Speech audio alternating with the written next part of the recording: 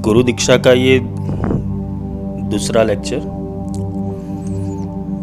पहले लेक्चर के अंदर हमने सिर्फ भूमिका देखी कि कैसे कैसे प्रकार से गुरु और शिष्य आज के कलयुग में बन रहे हैं। एक जो लालच, लोभ, आसक्ति, एक प्रकार के अज्ञानवश, एक प्रकार के मोहवश सबको सब कुछ प्राप्त कर लेना है। और गुरु भी ऐसा होता है कि उसको भी सब कुछ बताएगा कि मैं सब कुछ दूंगा, क्योंकि उसके पास कुछ होता नहीं है, सिर्फ बातें करता है। वो भी ऐसा ही मार्ग देगा तुम्हें, सोहला मार्ग।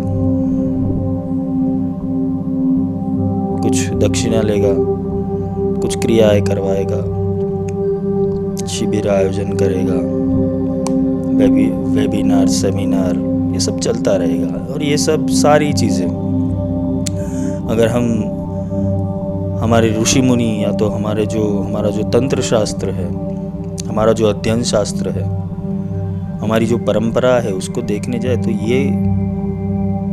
ये जो पद्धतियाँ है वो सारी एक फ्रॉड के अलावा कुछ नहीं है। साधना एक लंबे काल तक किया गया हुआ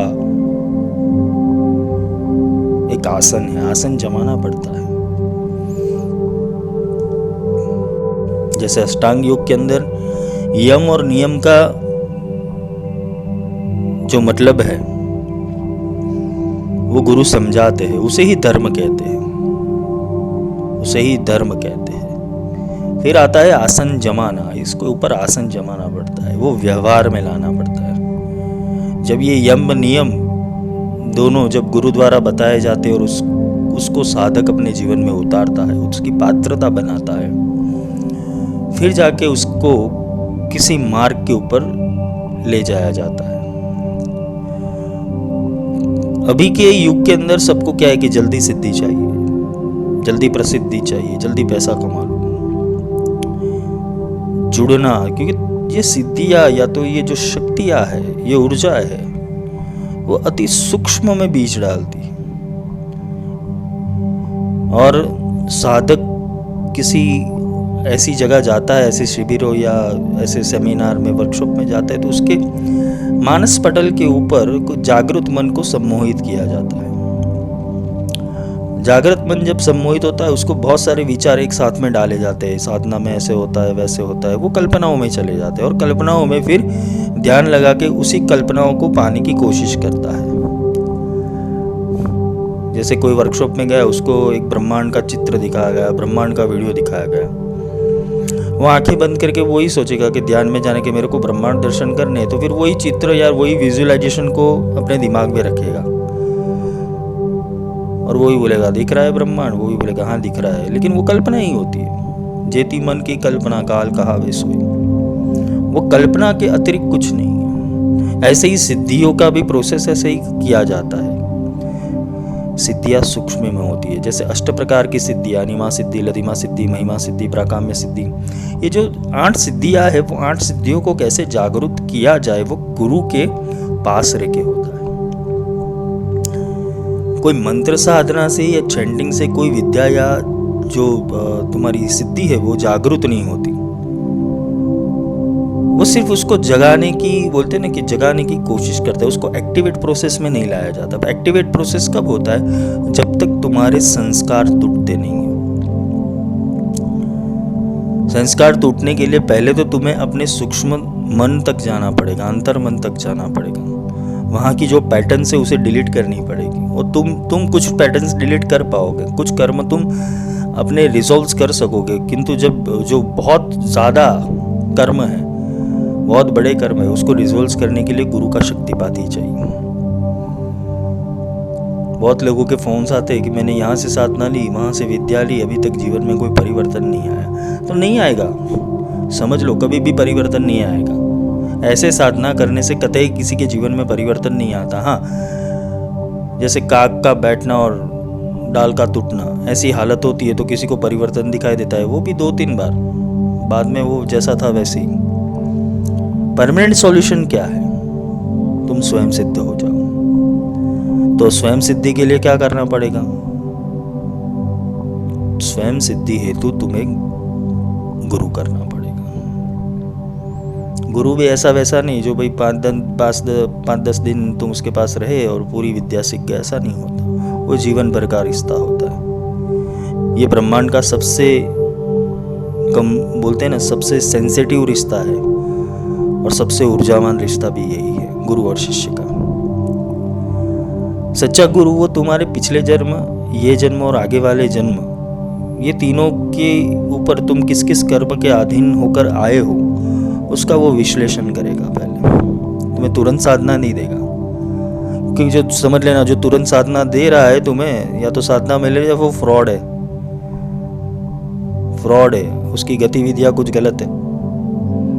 वो विश्लेषण करेगा, वो मानसिकता चेक करेगा, वो पहले पहचानेगा तुम्हारे मन को, तुम्हारी आत्मा को, तुम्हारे संस्कारों को वो पहचानेगा, और जहाँ तुम गलत होगे वहाँ उसे वो धीरे धीरे करके दूर करेगा।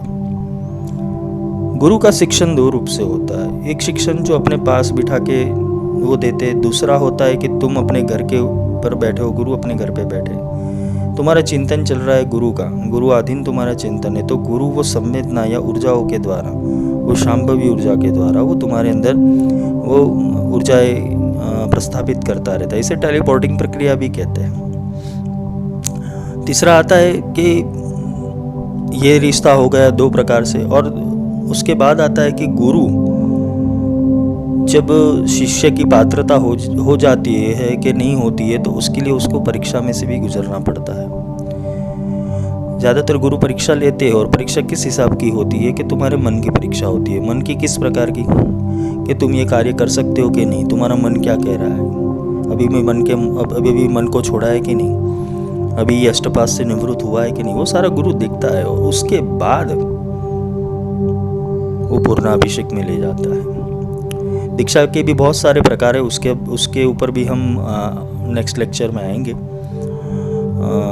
किंतु जब साधना कर रहे हो तो पहले तो ये साधक के लक्षण होने चाहिए कि वो एक तो समर्पण भाव में आए, एक प्रेम भाव में आए, एक निष्ठ बने, पहले अपने संस्कारों को खोले, अपना प्रायश्चित करे गुरु के पास अपने कर्मों का। वो प्रायश्चित होने के बाद वो गुरु रास्ता दिखाता है, क्योंकि जब तक तुम अपने मन में संग्रहित कर्मों को दबा के बैठते हो तब तक कोई भी विद्या तुम्हारे अंदर तक नहीं जाएगी, क्योंकि वो समझ लो कि एक नाली का कचरा है ये सब। तो नाली शुद्ध कब होगी, जब उसके अंदर से कचरा निकलेगा तो पानी, शुद्ध पानी वहन करेगा। ऊपर से ब्रह्मांड में तो पूर्ण शुद्ध ऊर्जा आ रही है, गुरु की शुद्ध ऊर्जा भी तुम्हें स्पर्श कर रही है, किंतु तुम अपने संस्कारों को नहीं काटते हो, तब तक भी विद्या प्रकट नहीं होती, साधना नहीं प्रकट होती। तो ये कब होता है कि तुम्हें प्रायश्चित विधान में जाना पड़ता है। तो प्रायश्चित कौन सा है, तुम्हारे कर्मों का।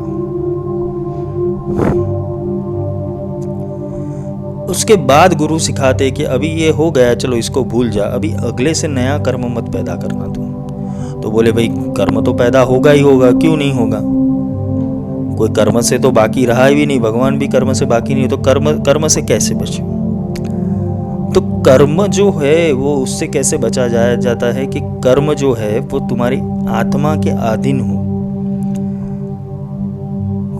सत्य के अधीन हो, धर्म के अधीन हो, और तुम समर्पण भाव से कर्म कर रहे हो। तो कर्म का संन्यास यही होता है। फिर जैसे अर्जुन का हुआ था, अर्जुन को कर्म संन्यास कब मिला, कि जब उसने बोला कि सर्वधर्मान् परित्यज्य मामेकं शरणं व्रज। कृष्ण ने बोला कि सर्वधर्मों का त्याग कर दे, सिर्फ एक मेरी शरण में आ जा, तुझे तेरे सारे कर्मों से मैं मुक्ति दिला दूंगा। ये युद्ध तू नहीं लड़ रहा, मैं लड़ रहा हूँ, तू मेरी आज्ञा है। तो तू किसी को मार रहा है, किसी को मृत्यु दे रहा है, तो इसमें तुझे पाप नहीं लगेगा। उसको विषाद था कि मैं अगर किसी को मारूंगा, ये तो मेरे अपने ही है, तो उसका पाप नहीं लगेगा, और अगर विजय भी मिल गया तो ऐसे स्वर्ग का मैं क्या करूंगा। तब भगवान उसको पूरा उसका विषाद दूर करते हैं। क्यों?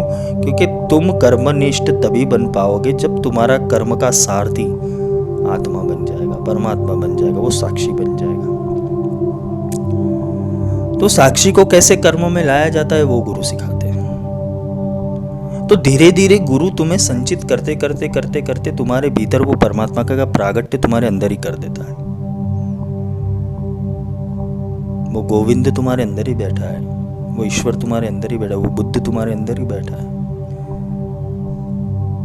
वो तुम्हारे जो चक्षु है, दिव्य दृष्टि देना, वो विराट स्वरूप दिखाने के लिए दिव्य दृष्टि दी थी। दिव्य दृष्टि का अर्थ ही है तुम्हारे अंदर चक्षु खोलना, तुम्हारी भीतरी हलचल को देखना, तुम कौन हो उसे समझना।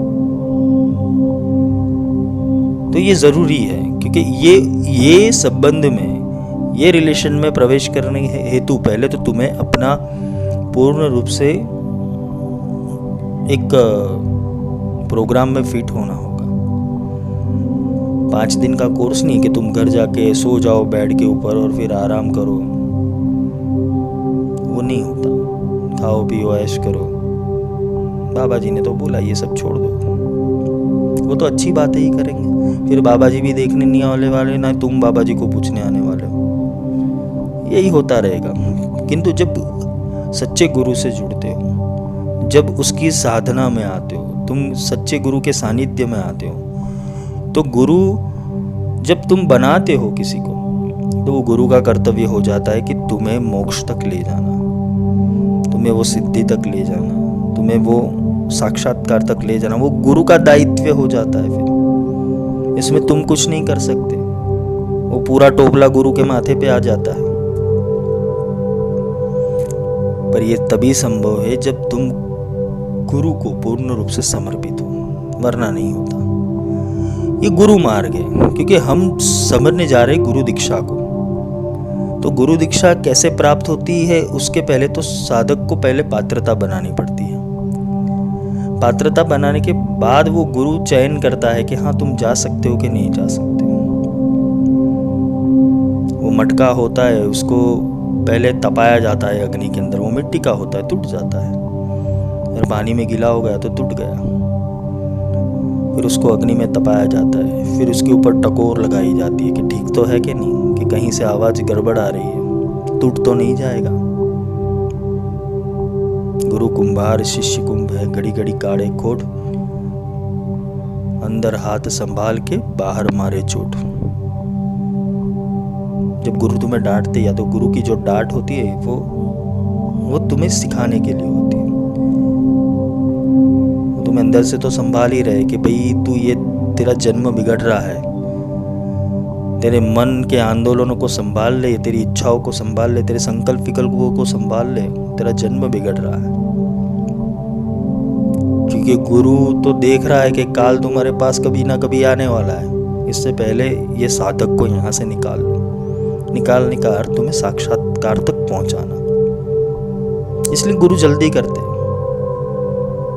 गुरु की स्पीड में जब तुम आ जाओगे तो फिर तुम्हें कोई दिक्कत नहीं, क्योंकि अभी तो गुरु बहुत दूर है और तुम बहुत दूर हो। इसलिए गुरु सिखाते कि जल्दी आ भाई, जल्दी आ, जल्दी सीख ले, जल्दी समझ ले। वहाँ साधक भी दौड़ना चाहिए ना, नहीं आज तो मैं आराम में हूँ, आज मेरी बुआ आ गई, मेरी मौसी आ गई, मेरे दोस्त वगैरह आ गए, इसकी शादी, इसका फंक्शन है, सोसाइटी गेट टुगेदर है, कोरोना चल रहा है, ये सब चल रहा है। अरे भाई भाग, काल पीछे पड़ा है तेरा, चलता रहेगा सब कुछ। आदि व्याधि उपाधि, आदि दैविक, आदि भौतिक और आध्यात्मिक, ये तीनों ताप तुम्हें सहन कर ही रहे हो। ये तीनों ताप सहन कर ही रहे हो। आत्मा चाहती है आध्यात्मिकता, मन चाहता है भौतिकवाद, और तुम्हारा जीव वो आदि दैविक है।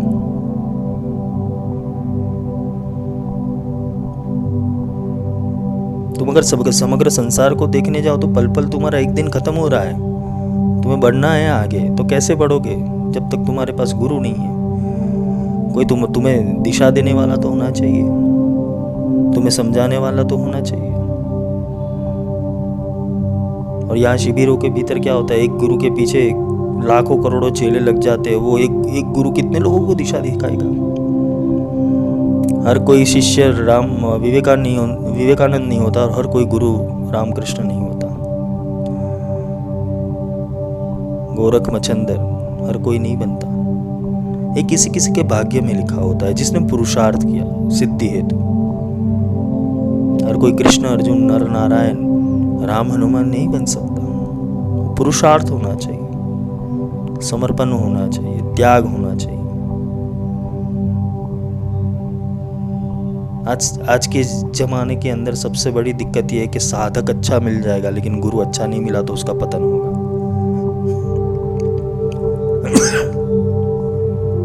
आज के गुरुओं को सिर्फ और सिर्फ धन दौलत, पैसा, रुपया, मान, प्रतिष्ठा, बस इतने अच्छे अच्छे श्रृंगार करेंगे, फोटो डालेंगे फेसबुक के ऊपर, प्रचार प्रसार करेंगे, 4-5 बंदों को रख दिया होगा मार्केटिंग के लिए। तो ये जो गुरु और शिष्य का संबंध है वो पृथ्वी और आकाश का संबंध है। जीवन का हर एक क्षण जो व्यक्ति है वो जीवन के भीतर, जब उसके भीतर विषाद योग का सर्जन हो जाता है और ये विषाद में से जो उसको अपना हाथ दे के उसको बाहर निकलता है, तब वो उसका शिष्य बन जाता है। ये तुम्हारा जीवन विषाद है, तुम्हारी जीवन शैली विषाद है। तुम एक अंधकार में तो जी रहे हो। कौन सा अंधकार? अज्ञान का अंधकार। तुम पल पल जागृति के भीतर नहीं जा रहे हो, पल पल अंधकार के भीतर ही जा रहे हो। तुम्हारी सोच कौन सी है? मन की है या आत्मा की है? मन की होगी तो मन की और ही बढ़ोगे और मन से वापस वो माया की रचना ही होगी। जबकि आत्मा है वो निराकार है, निस्वाद है। तुम ज्ञान के प्रति बढ़ोगे, प्रज्ञान के प्रति बढ़ोगे, साक्षात्कार के प्रति बढ़ोगे। तुम्हारी सोच 24 घंटे में से तुम किसके ऊपर सोच लगा रहे हो? तुम काम क्या माया का कर रहे हो या परमात्मा का कर रहे हो? तो गुरु है, वो गुरु तुम्हें बार बार टकोर देगा। इसलिए सिमरन आता है। फिर तो सिमरन तुम 24 घंटे मंत्र जाप तो कर ही नहीं सकते। फिर वो गुरु की जो ऊर्जा होती है वो तुम्हें वो कार्य लगती है। तुम सिमरन नहीं करते, गुरु तुम्हारा सिमरन कर सकता है। राम तुम्हारा जप करे तुम पाओ विश्राम। तो गुरु शक्तिपात का अर्थ ही है कि तुम्हें सिमरन किसी का करना ही नहीं, कोई देवी का नहीं, कोई देवता का नहीं, कोई प्रभु का नहीं, कोई परमात्मा का नहीं, ना आत्मा का। किसी का चिंतन तुम्हें करने की कोई जरूरत ही नहीं। ये चिंतन करना या सिमरन करना वो तुम्हारे बस का बात नहीं है। तुम 24 घंटे ईश्वर का स्मरण नहीं कर सकते। वो चाहे तो हो सकता है, गुरु चाहे तो कर सकता है। तुम चिंतन से हट सकते हो, फिर गुरु का चिंतन नहीं हटेगा। आत्मा वो परमात्मा के चिंतन से हट सकता है, किंतु परमात्मा वो आत्मा के चिंतन से नहीं हट सकता, 1 मिनट भी नहीं। और यही गुरु समझाते हैं कि तू क्या प्रेम करता है, तू क्या लगाव, तू क्या साधना करता है। साधना तो वो तेरी कर रहा है वर्षों तक। तुम्हारे बाप को या तुम्हारी माँ को क्या चाहिए होता है? अंत में घर में क्या जो पूरे दिन बेटा भटके, दोस्तों से मिले, एंजॉय किया, पार्टी किया, पूरे शहर में घूमे। अंत में बाबा चाहते क्या है कि वापस आ जा बेटा, घर पे आ जा, तू घर पे आ जा। तो उनकी चिंता वो खत्म हो जाती है। ऐसा ही गुरु का कार्य है। गुरु भी यही सोचेगा कब ये सुधरेगा, कब ये सब जंजाल में से बाहर निकल गया, ये मायाजाल कब उसे छोड़ेगी, ये कब सारी चीजों को छोड़ेगा, कब ये घूमना फिरना, शास्त्र पठन, ये पठन, शास्त्रार्थ, पुस्तक पढ़ना, किसी के ब्लॉग पढ़ना, यूट्यूब देखना, फेसबुक पढ़ना, अलग अलग जगह से ज्ञान लेना। क्या करेगा ज्ञानी बन के जब तक तुझे मूल साक्षात्कार ही पता नहीं, मूल विद्या जानता नहीं और फिर भटकता रहता है। तो गुरु भी यही चालता है, छोड़ना भाई, घर पे आ जा। परमात्मा भी ये छोड़ना, ये सारी चीज घर पे आ जा। वो सीधा और सौला है, जैसे तुम हो वैसे वो है। ये कॉम्प्लिकेशन तुमने ही खड़े किए हैं। ये तो परमात्मा एकदम सरल है, गुरु एकदम सरल है। कॉम्प्लिकेशन हमने क्रिएट किए, क्योंकि हमें चाहिए माया, हमें चाहिए भोग, हमें चाहिए मोह, हमें चाहिए वो लालच।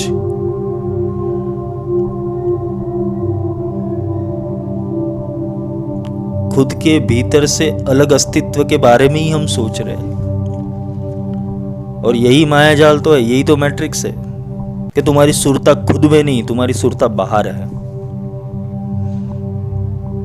तो जो गुरु का संबंध होता है, गुरु शिष्य का संबंध होता है, वो इसी के ऊपर निर्भर है कि गुरु कहता है ये तू जो कर रहा है वो गलत है, और कुछ कुछ सीख के आते हैं वो बोलते हैं कि भाई नहीं नहीं, मेरी हार्ड डिस्क क्लीन मत करो। बहुत वर्षों की बहुत वर्षों से ये कलेक्शन इकट्ठा किया है, यक्षिणी साधना की है, भूत डामर किया है, काली साधना की है, बगलामुखी की है, ये सब हटाओ मत। क्यों? ये संचित है। इसमें से ही वायरस जनरेट होते हैं। क्योंकि जब साधना जो सिखा रहा है वो तुम्हें मूल के ऊपर तो ले नहीं जा रहा है, वो प्रलोभनों में ले जा रहा है। किसी को आज बगलामुखी क्या करनी है? बगलामुखी कोई ऐसा बोलेगा नहीं, बगलामुखी मुझे आत्म साक्षात्कार करने के लिए करनी है, श्री विद्या मुझे आत्म साक्षात्कार हेतु चाहिए।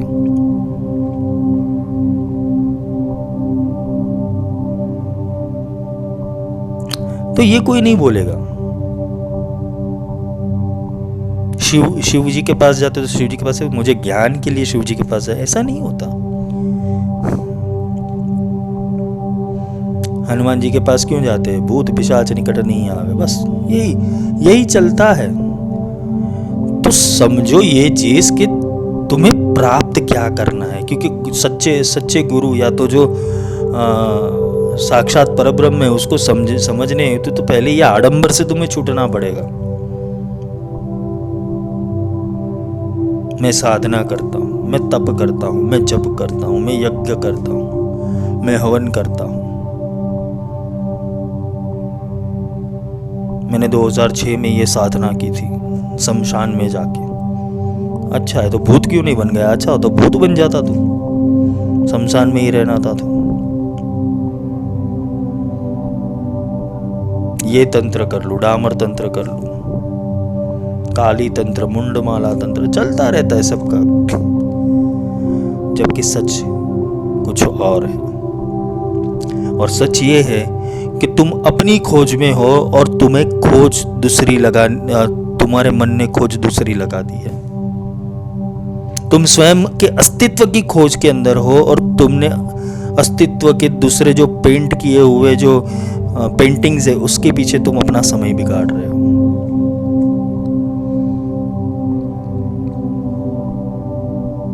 निर्विकल्पो निराकारो। निर्विकल्प और निराकार बनना है तो कैसे बनोगे? तुम निराकार ही हो। तुमने तो एक साधन को चॉइस किया हुआ है पृथ्वी के ऊपर आने के लिए। ये शरीर में आके तुम फंस चुके हो।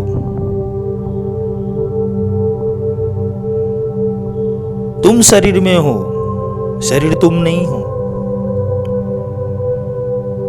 कभी भी समझ लो कि मेंटेनेंस मांगेगी, तुम्हारी कार मेंटेनेंस मांगने बैठी तो तुम्हें नई कार परचेस करनी पड़ेगी। माइलेज नहीं देगी, मेंटेनेंस ज़्यादा वो देगी, हेडलाइट टूट जाएंगी, दिखाई नहीं देगा आगे। ये गाड़ी के अलावा कुछ नहीं है शरीर। तुम्हारा इंजन बिगड़ेगा, ऑयल ज़्यादा जाएगा, पिस्टन ठीक से काम नहीं करेगा, एक दिन कबाड़ हो जाएगा, ये फिर कुछ काम की नहीं रहेगी। इससे अच्छा है कि ये गाड़ी का उपयोग करके तीर्थ यात्रा पे चले जाओ। कौन सी तीर्थ यात्रा?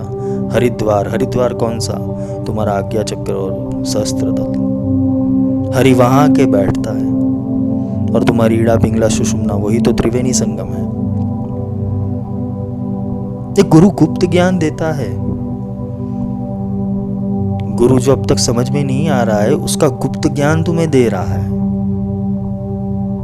और तुम क्या हो? नहीं, हम तो गंगा नहाएंगे। क्यों? बहुत पापी हो गए। अच्छा, तेरे पाप गंगा धोएगी।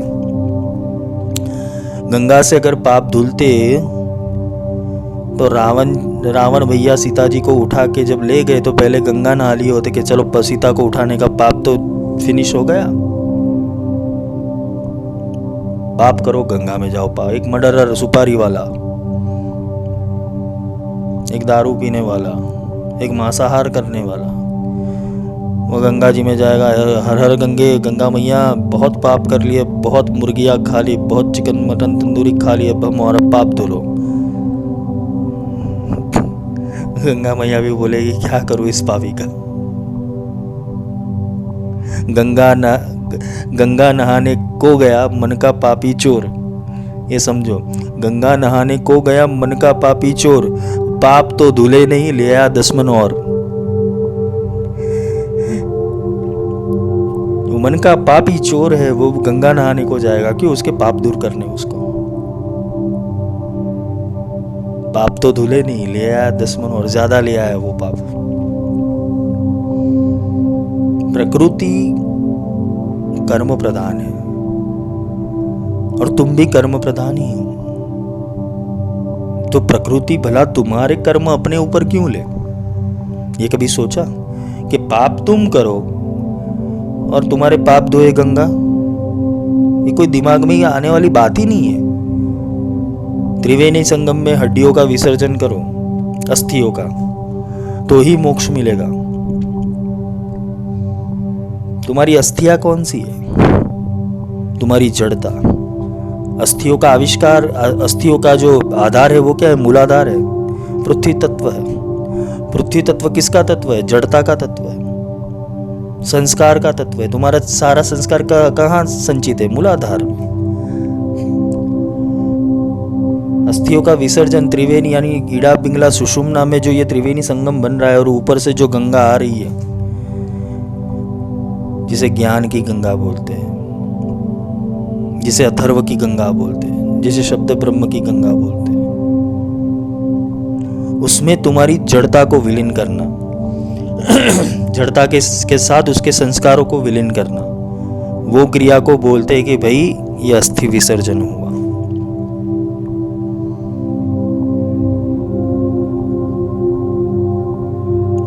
बोले हम हिंदू है, हम सब कुछ करेंगे, नदी को तीर्थ में जाएंगे, गंदगी करेंगे, गंगा की पूजा भी करेंगे और उसके अंदर गंदगी भी करेंगे। आज फॉरेन में देख लो, कोई भी नदी को पूछता नहीं, लेकिन क्लीन है। क्यों क्लीन है? क्योंकि वो प्रकृति को संभाल रखना जानते हैं। तुम अपने मैले शरीर से, मैले कुचले संस्कारों से तुम गंगा में डुबकी लगाते हो, और डबल लगा के क्या होता है? अपना पूरा जो शरीर होता है वो आगे चलता रहता है पानी में। जो गंदगी है पूरी अलग पानी में। एक नहा रहा है, उसका पसीना दूसरे पे स्पर्श कर रहा है, दूसरे का पसीना तीसरे को स्पर्श कर रहा है। कुछ लोग मल का त्याग भी अंदर भी कर देते हैं। मल मूत्र, पशु लोग होते, जो पशु होते, प्राणी होते, वो लोग भी ऐसे ही करते हैं। उनके अंदर तो जो जैसे कि वो तो बुद्धिहीन है, तो वो कर सकते हैं। तुम तो बुद्धिशाली हो। गंगा में नहाने का अर्थ है वो ज्ञान रूपी गंगा में नहाना। तभी जाके पाप धुलेंगे। क्योंकि पाप क्या है और पुण्य क्या है वो तो ज्ञान से ही तुम्हें पता चलेगा ना, कि इसे पाप कहते, इसे पुण्य कहते।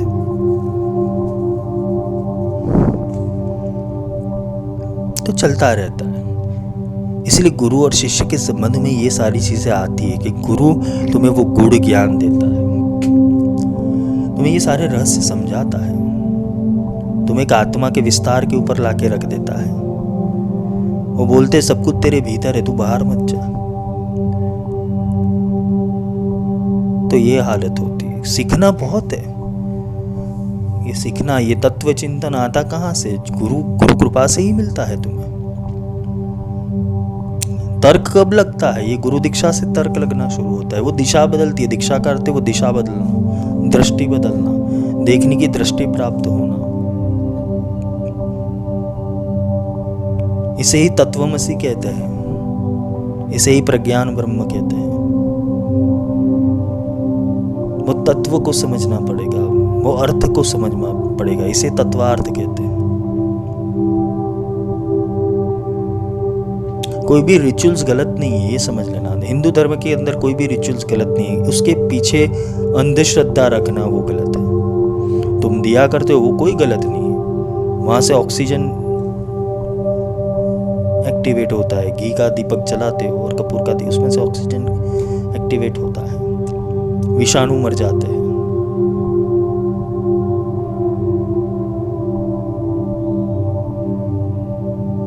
वातावरण में सुगंध प्रसरित हो जाती है।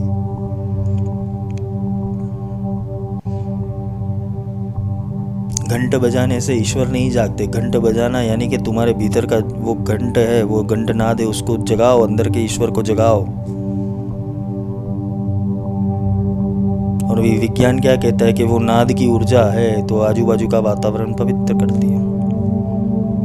शंख फूकना यानी तुम्हारे जो सहस्त्र दल है उसमें फूक लगाना, प्राण शक्ति को भरना,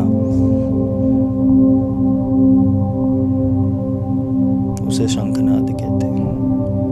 तो ये सारी बहुत सारी चीजें हैं जो गुरु सिखाते हैं, वो प्रैक्टिकली करवाते हैं।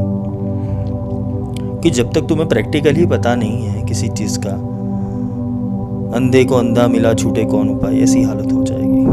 तुम ऐसे गुरु के शरण में हो जो तुम्हें ये सारी चीजों में बांधना चाहता है। मंत्र तंत्र यंत्र जंत्र उपवास तीर्थ यज्ञ याग खुद बंधा हुआ है, तुम्हें कैसे मुक्ति देगा। गुरु और शिष्य का संबंध में पहला जो अर्थ है वो मोक्ष का होता है। ये सच्चा गुरु यही चाहेगा तुम ये चक्र से छूट जाओ, तुम अपने अस्तित्व के ऊपर आ जाओ। वो नहीं चाहेगा कि ये सब सिद्धियां, अरे सिद्धियां अपने आप आई, मत भागो मत भागो, आत्मविद्या की ओर जाओ। आत्मविद्या ही ब्रह्म विद्या और ब्रह्म सर्वत्र है। तो वो ब्रह्म बगलामुखी भी और वो ब्रह्म श्री विद्या भी है। तुम किसी भी महाविद्या के मंत्र ले लो, उसके अंदर बोला गया है बगलामुखी देवता, कालिका देवता, वो तो देवी है, तो देवता क्यों बोला गया? क्योंकि उसके अंदर वो स्त्री और पुरुष, वो अर्धनारीश्वर ऑलरेडी अंदर बैठा हुआ है।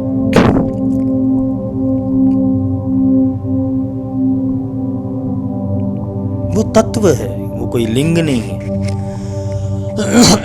तो गुरु ये समझाते कि ये लिंग से कोई रिलेटेड नहीं है, आत्मा से रिलेटेड है।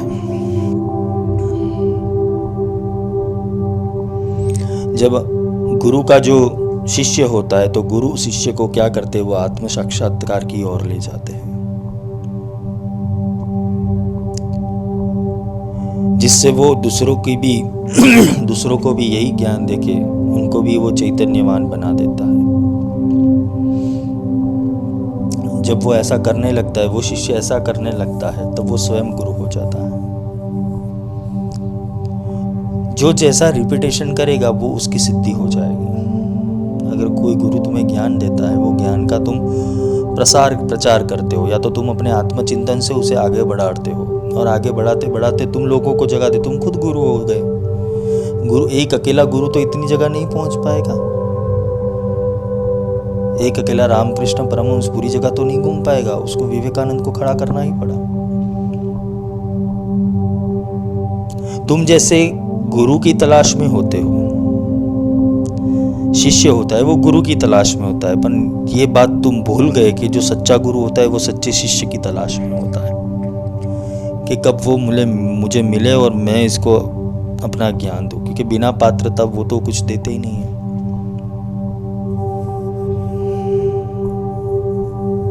When a person is ready, his guru will find him. अगर व्यक्ति तैयार है, अगर व्यक्ति परिपक्व हो गया है, वो तैयार है, तो समझ लेना उसका गुरु उसे ढूंढ लेगा। जब तुम पुकार लगा लोगे, पूर्ण रूप से पुकार लगा लोगे, और तुम्हें जागृति करनी ही करनी है, तुम्हें ये सिस्टम में से बाहर निकलना ही निकलना है, तुम्हें कुछ ज्ञान, सच्चा ज्ञान प्राप्त करना ही करना है, तो ये किन प्रकार से वो गुरु तुम्हें ढूंढ लेगा। कभी कभी पिछले जन्म के संस्कार के कारण आध्यात्मिकता तुम्हें बचपन से मिल जाती है। वो संस्कार कुछ होते हैं, पिछले जन्म में बहुत सारी साधना की होती है, तो वो इस जन्म में तुम्हें छोटी सी उम्र में तुम्हारे वर्तन से पता चल जाती है। वो तुम्हारी जिज्ञासा वहाँ से ही शुरू हो जाती है, तुम्हें खोज लगाना वहाँ से शुरू कर देते हो, और तुम आध्यात्मिकता भी तुम वहाँ से ही पकड़ते हो। 3 स्टेप में आध्यात्मिकता आती है। पहली जो बचपन से, जिसको बोलते हैं पिछले जन्म का प्रारब्ध लेके जो जन्मा हो, वहाँ से भी आध्यात्मिकता तुम स्वतः अंदर स्फुरना होती रहेगी, लेकिन जब तक गुरु नहीं मिलेगा तब तक तुम्हारा कुछ नहीं होगा। जैसे ओशो थे, विवेकानंद थे। फिर आती है कि एक पड़ाव आता है युवानी में, जहाँ तुम अपनी डेस्टिनी को चेंज करते हो। तुम्हारे पास सब कुछ है, किंतु तुम अपना रास्ता बदल देते हो। तुम एक ये नश्वरता के पीछे नहीं भागते, तुम अविनाशी के पीछे भागना शुरू करते हो। तो वहाँ वो महावीर और बुद्ध, वो परशुराम बन जाता है। और अंत में आता है कि जब सब कुछ छोड़ना है और संसार को त्याग के बैठना है और आनंद अवस्था, सहज आनंद अवस्था, विवेक अवस्था को प्राप्त करना है, तब वो बोलते हैं कि अपने जीवन के अंतिम चरण में वो किसी गुरु को ढूंढता है। और फिर क्या होता है, भेड़ बकरियों का टोला। ये जो 40 की उम्र के बाद के जो लोग होते हैं ना, इतने जड़ संस्कार वाले होते हैं कि उसके बाद वो साधना में जाना इनके लिए बहुत कठिन होता है। वो अनुभूति बहुत कठिन हो जाती है। क्यों? वो अपनी इतने टाइम की प्रोग्रामिंग और संस्कार है, उसका DNA रेडी हो चुका है अगले जन्म का। तो 40 साल के बाद तो सिर्फ उसको क्रिया ही हाथ में लगती है। तो इसलिए जो गुरु दीक्षा है, वो गुरु दीक्षा कब लेनी चाहिए कि जब तुम्हें लगे या तुम्हारी पुकार लग जाए, तुम्हारी 40 के बाद का जो पीरियड रहता है, तब तुम्हें वो साधक का, या तो जिसको अभी साधना करनी है, तो समझ लो उसकी मन, उसकी बुद्धि, उसका अहंकार और उसका चित्त वो जड़ संस्कारों वाला हो जाएगा, क्योंकि उसका बचपन से एक जैसा ही प्रोग्रामिंग किया होगा।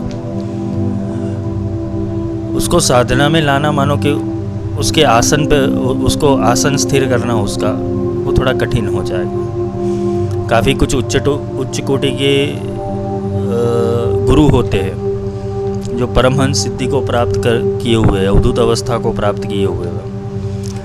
तो कभी उनकी कृपा हो जाती है तो ऐसे साधकों की भी नैया पार लगा देते हैं। पर ज़्यादातर देखने जाए तो साधना मार्ग में ये उम्र के बाद प्रवेश करना वो थोड़ा कठिन हो जाता है। हाँ, तुम नाम कीर्तन, नाम स्मरण, भक्ति योग, ये सब क्रियाओं से तुम वो परमात्मा के नज़दीक जा सकते हो। किंतु जब साधना करनी है या तो कुछ संस्कार आपके भीतर सिंचन करने हो गुरु को, तो आपका जो पात्र है वो क्लीन होना ज़रूरी है। शक्तिपात उसी के भीतर किया जाता है जिसके भीतर सब खाली हो पड़ा हो। पहले तो 3 प्रकार के शक्तिपात होते हैं। दीक्षाएं बहुत प्रकार की होती है। शक्तिपात 3 प्रकार के होते हैं। पहला शक्तिपात गुरु इसलिए करते हैं कि तुम्हारा जो बाह्य मन है उसको शांत करके तुम्हारे आंतरिक मन के अंदर कुछ ऊर्जाओं के स्पंदन छोड़े जाए। उसके बाद दूसरा शक्तिपात आता है कि वो इम्प्लांटेशन होता है सीड का। तुम जब अंदर गए और अंदर जाके तुमने साधना की पहले शक्तिपात के अंदर, तब वो इम्प्लांटेशन किया जाता है। और इम्प्लांटेशन करने के बाद तुम वो बीज को बड़ा करते हो। पहले ज़मीन खोदी जाती है। शक्तिपात की पहली क्रिया कौन सी है? ज़मीन को खोदना, तुम्हें खुरेदना, तुम्हारे संस्कारों को मिटाना, तुम्हें एक निर्मल अवस्था में पहुंचाना। अब तुम निर्मल अवस्था में पहुंचने के बाद तुम्हारे अंदर इम्प्लांटेशन किया जाता है, वो दूसरा शक्तिपात होता है।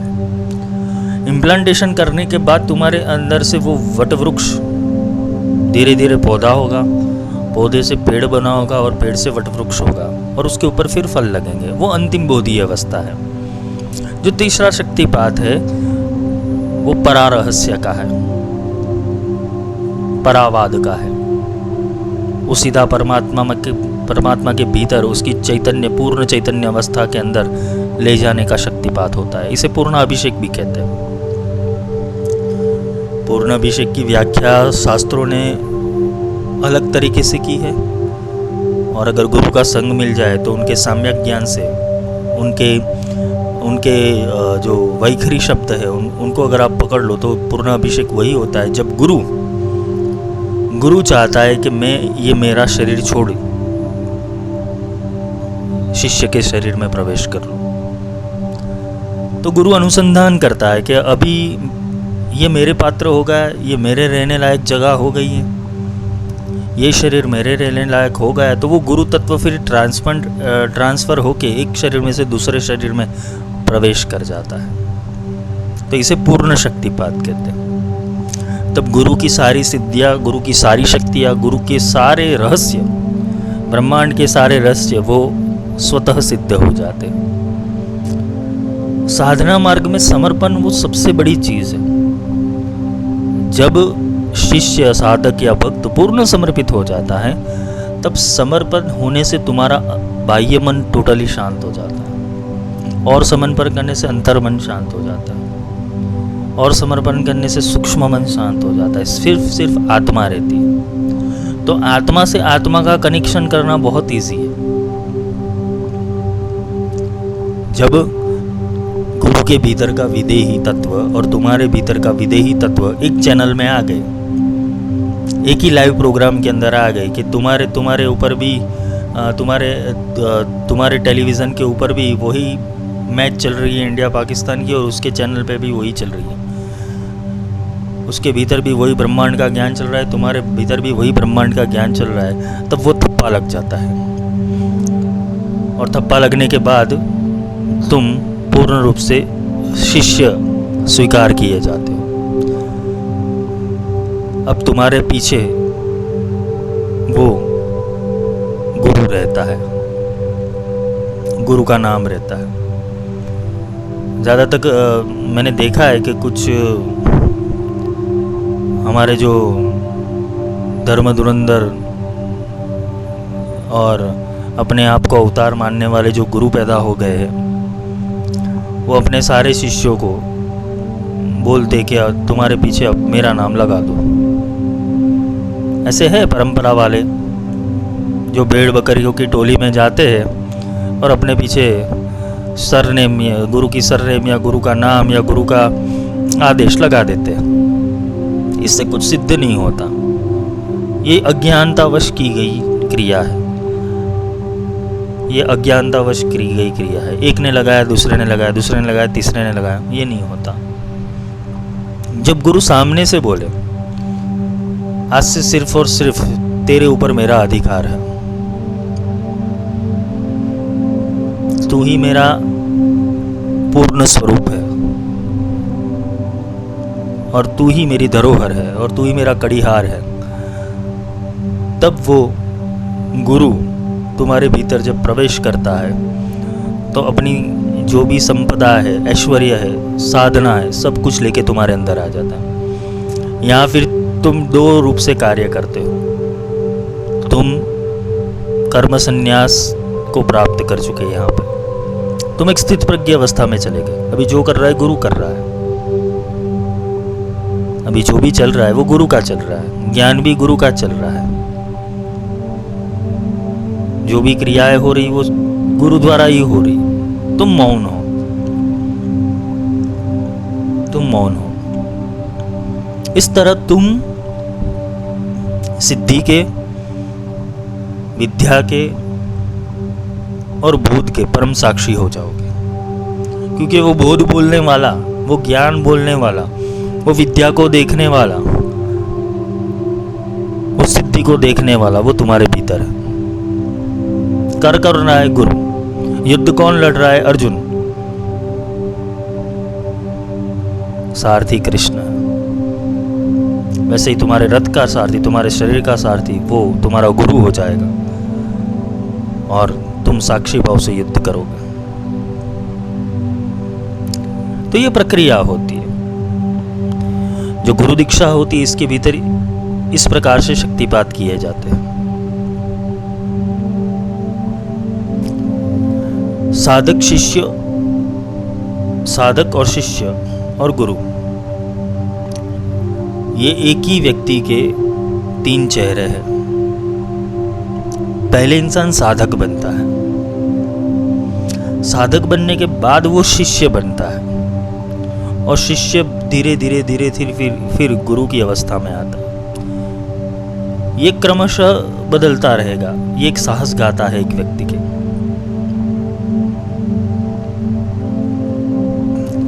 दो चार अपवादों को छोड़ दिए तो सारे विश्व के जितने भी बुद्ध पुरुष और प्रज्ञा पुरुष के पीछे एक गुरु ही है। किसी परंपराओं के भीतर तो गुरु और शिष्य दोनों ही प्रचंड प्रतिभा धराने वाले होते हैं। जैसे आदि शंकराचार्य गुरु परंपरा देख लो, महर्षि वशिष्ठ के पुत्र शक्ति, शक्ति का पराशर, पराशर से व्यास, व्यास से शुक्र, शुक्र से गौड़पाद, गौड़पाद से गोविंदपाद, गोविंदपाद से आदि शंकराचार्य। तो ये जो चैनल है वो प्रतिभा ढूंढती, अपने जैसा ढूंढती। तो अगर सच्चा गुरु होगा तो वो उसी मार्ग से ले जाएगा जिस मार्ग से उसके ऊपर वाले गुरु ने उसको ले गए हैं। ये गुरु परंपरा का मार्ग है। सिद्धियों का या महाविद्याओं का मार्ग कोई सेमिनार शिविरों का मार्ग नहीं है, ये गुरु परंपरा का मार्ग। वहाँ बैठ के पढ़ना पड़ता है, उसके साथ रहना पड़ता है, जीवन व्यतीत करना पड़ता है, तब जाके कुछ सिद्धि होती है। मिटा दे अपनी हस्ती को अगर कुछ मर्तबा चाहे, कि दाना खाक में मिलके गुले गुलजार होता है। अपनी हस्ती को मिटाना पड़ता है। गुरु मार्ग इतना सोहला नहीं है। तुम अघोरियों को पूछ लो और नाथपंथियों को पूछ लो, आदेश। और ये भी तय है कि जो अपने गुरु के आदेश से विरुद्ध जाता है तो उसका पतन निश्चित है। चाहे वो ज्ञानी हो, बुद्धिशाली हो, विवेकवान हो, उसका अंत खराब ही होता है। रावण को देख लो, दुर्योधन को देख लो। रावण ने अपने गुरु शुक्राचार्य की बात नहीं मानी तो क्या हुआ उसका हाल। सारे असुरों ने अपने गुरु की बात नहीं मानी, क्या हुआ उनका हाल।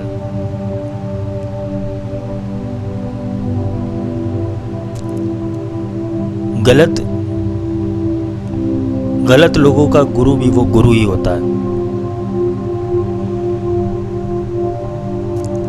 गुरु जैसा भी हो उसे गुरु ही कहते हैं। हाँ, किंतु जो पाखंड फैला रहा है, अधर्म फैला रहा है, अनीति कर रहा है, व्यभिचार कर रहा है, तो समझ लेना वो गुरु बनाने योग्य नहीं। फिर अपनी आंखें फोड़ लेना। कबीर साहब ने भी बोला है कि अगर गुरु ऐसे लीला करने वाला मिल जाए तो अपनी आंखें फोड़ लेना। क्यों? जिसका आचरण सिद्ध है वो गुरु है। जो तुम्हें कुछ कहता है और अपने जीवन में कुछ और चलता है तो समझ लेना वो गुरु नहीं है। हाँ, कुछ लीला प्रपंच करता है वो, क्योंकि गुरु भी तुम्हें द्विधा में डालेगा पहले, कहती इसके अंदर कौन से संस्कार जागरूक है। जैसे दत्तात्रेय ने किया था, एक नाटक और एक माया का रचना की थी दत्तात्रेय ने। परशुराम चलित नहीं हुए तो परशुराम को बोला बस ये मेरी माया थी।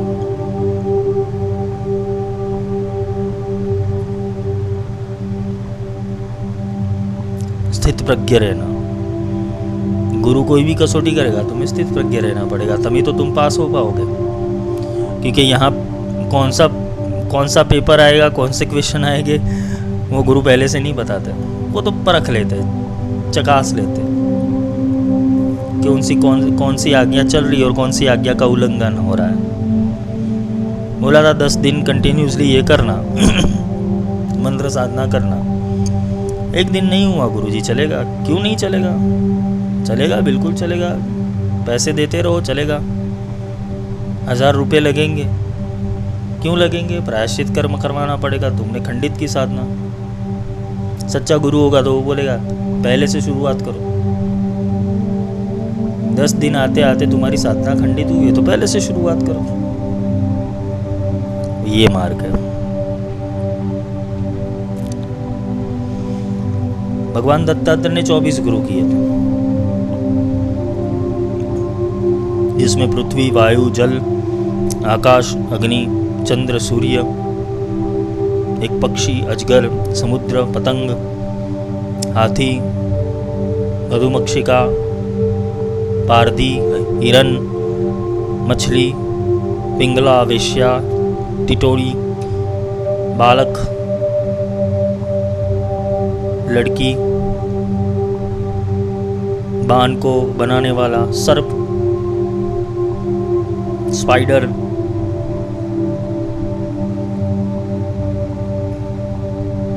ये सब में से भी उनको बोध मिला।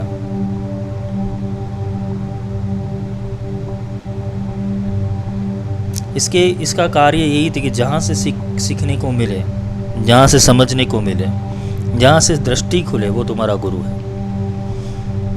दत्तात्रेय ने बोला तुम सीख सारी अवस्थाओं में सकते हो,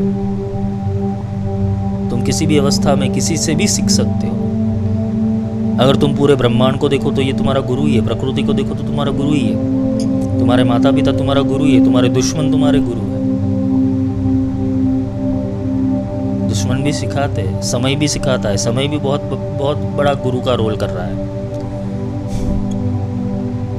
अवस्थाएं गुरु है।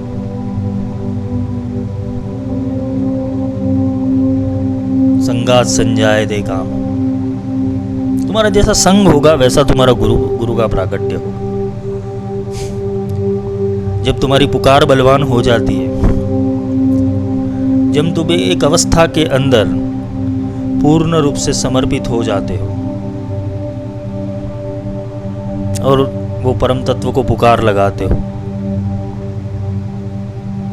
कि मुझे आपकी प्राप्ति करनी, तब वो गुरु किसी ना किसी रूप से तुम्हारे पास आ जाते हैं।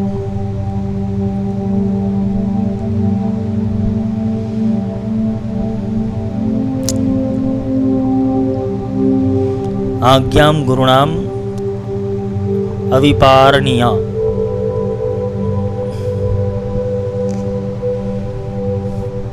गुरु की आज्ञा के भीतर कभी भी विचार नहीं करना चाहिए। गुरु कश्यप ने ब्रह्मांड के 7 भागों की रचना की और इसको अलग अलग ऋषियों को दे दी, जिसमें गौतम, भारद्वाज, विश्वामित्र, जमदग्नि, वशिष्ठ, कश्यप, अत्रि।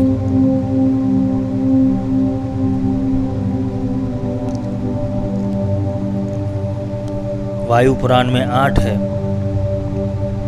और अगर भृगु को उमेरे तो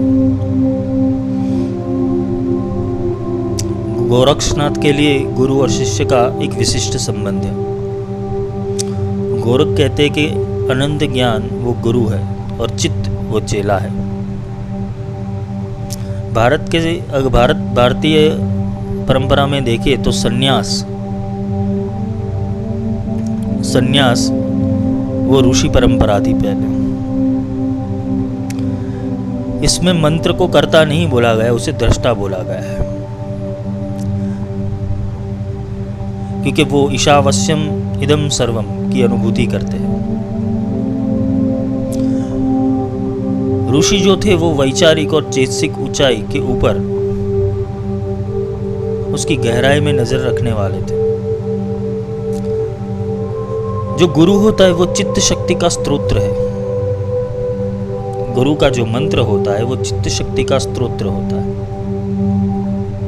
मंत्र तत्व का आधार भी गुरु तत्व के ऊपर ही रहता है, क्योंकि मंत्र को दीक्षा देने वाला वही गुरु होता है। मंत्र शक्ति की जो मूल शक्ति है वो गुरु ही है, जबकि देवता के मूल में वो मंत्र है।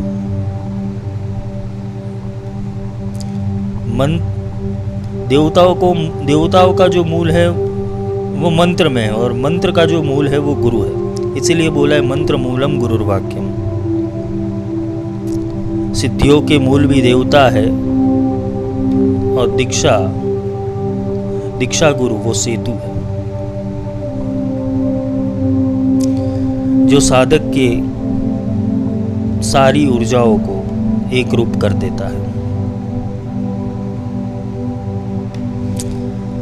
इसके भीतर अगर देखने जाए तो ये जो समग्र नाट्य चल रहा है उसके अंदर गुरु का कार्य क्या है।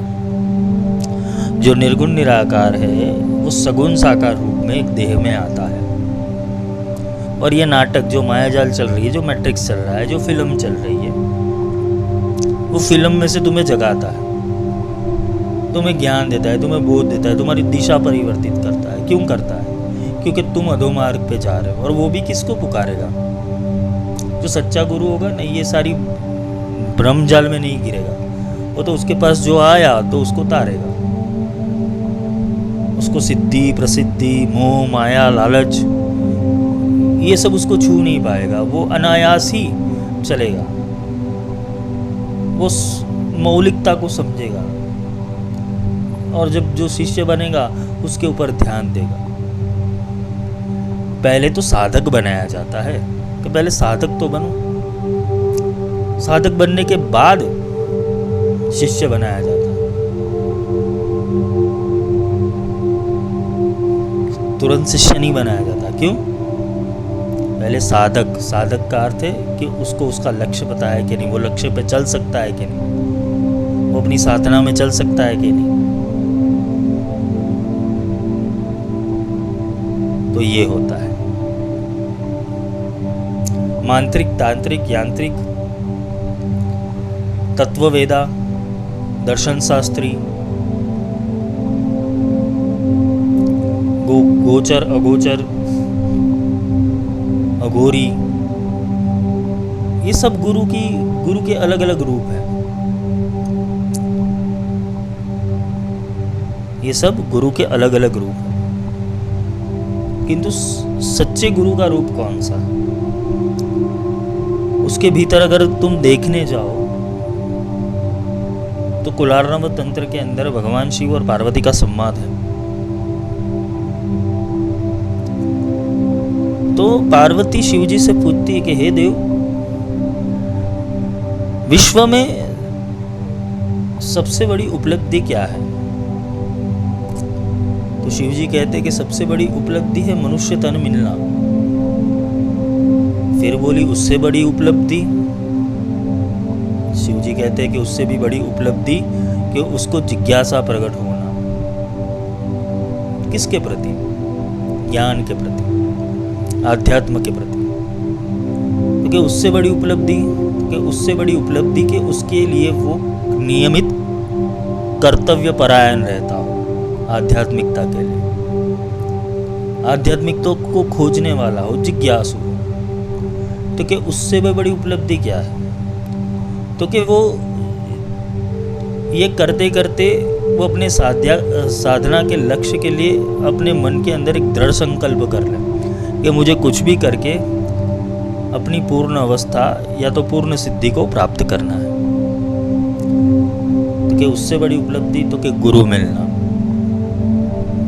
तो कि गुरु मिलने के बाद बड़ी उपलब्धि, कि गुरु मिलने के बाद सबसे बड़ी उपलब्धि कि वो गुरु सब रसों से, सब तत्वों से भरपूर हो। तो कि उससे भी बड़ी उपलब्धि तो कि वो नाद बिंद और उसके परे के विज्ञान को जानने वाला हो। देवी ने बोला उससे भी बड़ी उपलब्धि तो कि वो ये नाद बिंद और उससे की परे की जो अवस्था है वो किसी शिष्य को या साधक को प्राप्त करवाने वाला हो। किसी ने जान तो लिया, वो गुरु बन गया, लेकिन किसी को प्राप्त नहीं करवा सकता, किंतु ये प्राप्त करवा रहे हैं। तो कि उससे भी बड़ी उपलब्धि, तो कि उससे भी बड़ी उपलब्धि ये है कि वो शिष्य जो कल तक शिष्य था वो गुरु बन जाए और पूर्ण रूप से मेरे स्वरूप हो जाए, शिव स्वरूप हो जाए। यही मोक्ष है। गुरु गुरु में भेद है, गुरु गुरु में भाव, सोई गुरु नित्य बंदी है, जो शब्द बतावे दाओ।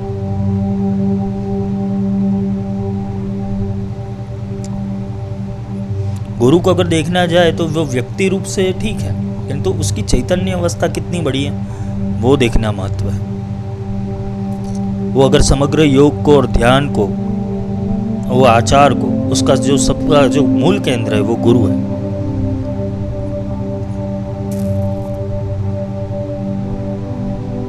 तंत्र शास्त्र कहता है शास्त्र, तपश्चर्या, मंत्र, विधि, देवी या देवता, उससे भी बड़ा वो सम्मान पात्र वाला वो गुरु होता है। शिष्य है, शिष्य के लिए गुरुदेवी वो इष्ट देव है। इष्ट और गुरु ये पर्यायवाची शब्द होता है। अगर जो सच्चा शिष्य होता है उसके लिए वो परमात्मा ही गुरु है, वो गुरु ही परमात्मा है। गुरु ब्रह्मा, गुरु विष्णु, गुरुदेवो महेश्वरा, गुरु साक्षात पर ब्रह्म। अगर तुम तुम्हारे गुरु के भीतर वो परमात्मा को देख नहीं पाते, वो ईश्वर को देख नहीं पाते, वो ईश्वर की छवि को देख नहीं पाते, तुम ये सोच ही नहीं सकते कि ये मेरा उद्धार करेंगे, तो समझ लेना वो कतई नहीं हो सकता, वो कतई नहीं हो सकता। अगर तुम्हें ऐसा सद्गुरु मिल गया, ऐसा सच्चा गुरु मिल गया और तुम उसके ऊपर विश्वास पूर्ण रूप से रख देते हो, तो तुम्हारे लिए इष्ट वही है, क्योंकि तुम्हें साधना गुरु को है। तुमने अगर गुरु को साध लिया तो गुरु की सारी सर्वस्व सिद्धियां वो अपने आप सज जाएगी। ये सारी सिद्धियों का निवास स्थान वो गुरु है, गुरु ही मूल केंद्र में। इसलिए देख, सारी महाविद्याओं वो देख लो, प्रथम उपासना गुरु की होती है, प्रथम उपासना गुरु की होती है। और सारी महाविद्याओं का अगर कवच, मंत्र, किलक, स्तोत्र, ये सब प्रयोग देख लो, उसके अंदर बोला है कि बिना गुरु ये मत करना। क्यों? गुरु होगा तो ज्ञान दे पाएगा, गुरु होगा तो कार्य दे पाएगा, गुरु होगा तो पथ दिखा पाएगा। बिना गुरु तुम इसको पढ़ोगे तो नरक जाओगे, ऐसा भी किसी स्तोत्र के अंदर लिखा हुआ।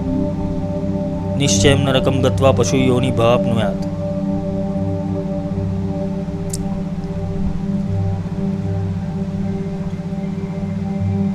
तुम नरक में ही तो जी रहे हो।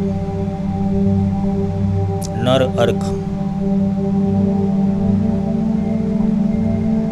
स्व अर्ग, स्व के प्रति आना उसे स्वर्ग कहते हैं, और न के प्रति जाना, नन्यतम कर्मों के प्रति जाना उसे नर्क कहते हैं।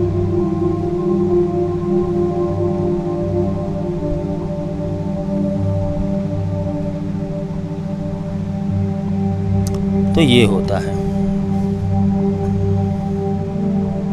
गुरु होता है, वो परम का प्रतिनिधित्व करता है, वो ईश्वर का प्रतिनिधित्व करता है, वो परमात्मा का प्रतिनिधित्व करता है, वो धर्म का प्रतिनिधित्व करता है, वो सत्य का प्रतिनिधित्व करता है। इसके भीतर ये सारी कलाएं होती हैं। अगर गुरु तुम्हारे में प्रवेश कर जाए तो ईश्वर के जो जितने भी तत्व है तुम्हारे भीतर प्रकट हो जाएंगे। गुरु तुम्हें मनुष्य से देव बनाता है, फिर देव से ब्रह्म बनाता है, और ब्रह्म से परब्रह्म बनाता है। ये चार अवस्था में से तुम्हें पार करता है।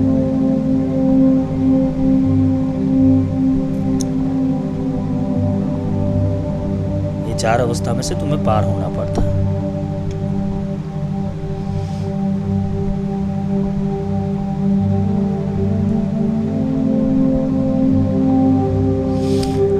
गुरु के साथ अगर तुम देखो कि गुरु को पसंद करना हो तो कौन से गुरु को पसंद करोगे?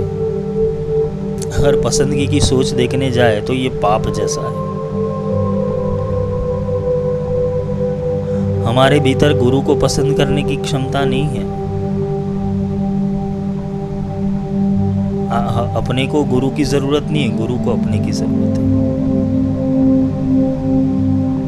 तुम गुरु को पसंद नहीं करते हो, गुरु तुम्हें पसंद करता है। तुम गुरु का चयन नहीं करते हो, गुरु तुम्हारा चयन करता है। ये गुरु जानता है तुम्हारे भूत, भविष्य, वर्तमान, सब कुछ जानता है। तुम चल पाओगे कि नहीं चल पाओगे ये भी जानता है। किंतु गुरु अवसर देते हैं, गुरु साधना का अवसर देते हैं। तो कितना चलता है देखो तो, फिर आगे की देखी जाएगी। तो जो गुरु भक्ति है और जो गुरु का जो दीक्षा है वो इस रूप से होता है। दीक्षा के बहुत सारे प्रकार है, वो हम अगले लेक्चर में लेंगे।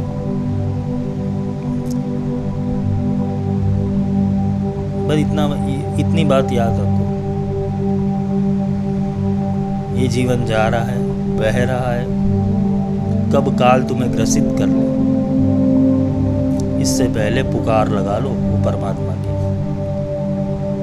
पुकार लग जाएगी तो कोई ना कोई गुरु तुम्हें दर्शन देने आ जाएगा, और गुरु का हाथ थाम लिया तो वो परमात्मा तक ले जाएगा। तो ये जन्म को अंतिम जन्म बनाना हो, सुलभ करना, अपने आप को प्रज्ञान में, वो ब्रह्म में लीन करना, आवागमन को छुड़ाना हो, आवागमन को मिटाना हो, तो गुरु की शरण में चले जाओ। गुरु तुम्हें मुक्त कर देगा। गुरु ऐसे मुक्ति नहीं देते, बोलोगे गुरुजी मुक्ति दे दो, तुम्हारे इतने संस्कार कौन काटेगा, इतने कर्म कौन काटेगा, तुम्हारी द्विधा और संशय को कौन मिटाएगा। ये सब होगा तब जाके गुरु देते। कोई साधक होता है पूर्ण प्रारब्ध कर्म से आता है बाहर, पिछले प्रारब्ध कर्म से, पिछले जन्म के जो प्रारब्ध होते हैं उसको लेके आता है। वो एक स्पर्श से समझ जाता है कि यही है, मिल गए, बस खत्म हो गई बात।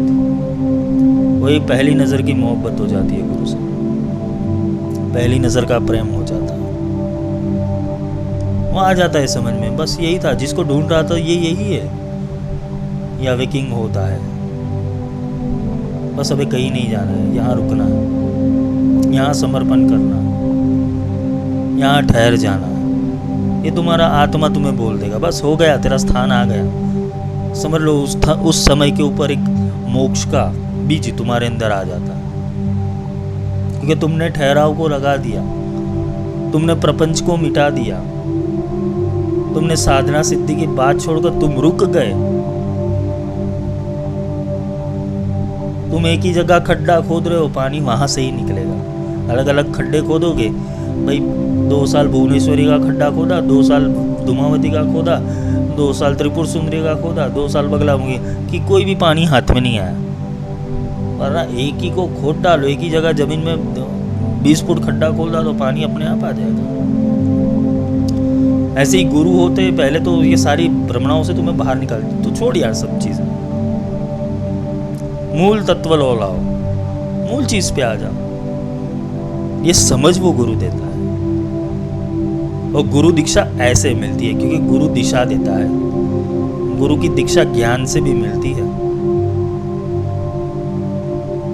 तुम ज्ञान सुन रहे हो, ज्ञान अर्जन कर रहे हो, तो ये भी एक दीक्षा का सूत्र ही है जो तुम्हें बांध रहा है, तुम्हारी आत्मा को समझा रहा है, तुम्हारी आत्मा को स्पर्श कर रहा है। ये भी एक सूत्र ही है कि चले आओ।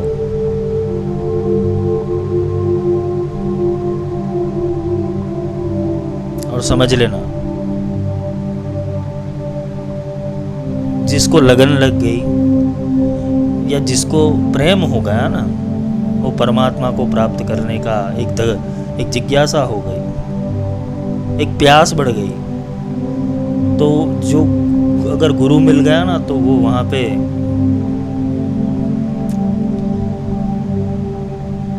पे सिर्फ और सिर्फ अपना सर्वस्व त्याग करके बैठ जाएगा। गुरु को त्याग नहीं करवाते, गुरु तो देने वाले, गुरु त्याग क्यों करवाएगा। त्याग का अर्थ है मन को समर्पण करना, त्याग का अर्थ है संस्कारों को समर्पण करना, त्याग का अर्थ है अपने अहंकार को समर्पण करना। शिष्य का अर्थ है शीश को काट को देना, शीश को काट के देना, अपने शीश को यानी अपने अहंकार को काट के दे देना,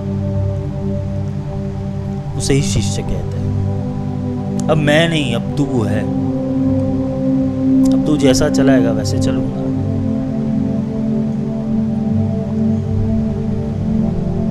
इसलिए नाथ पंथ में उसे आदेश कहते हैं।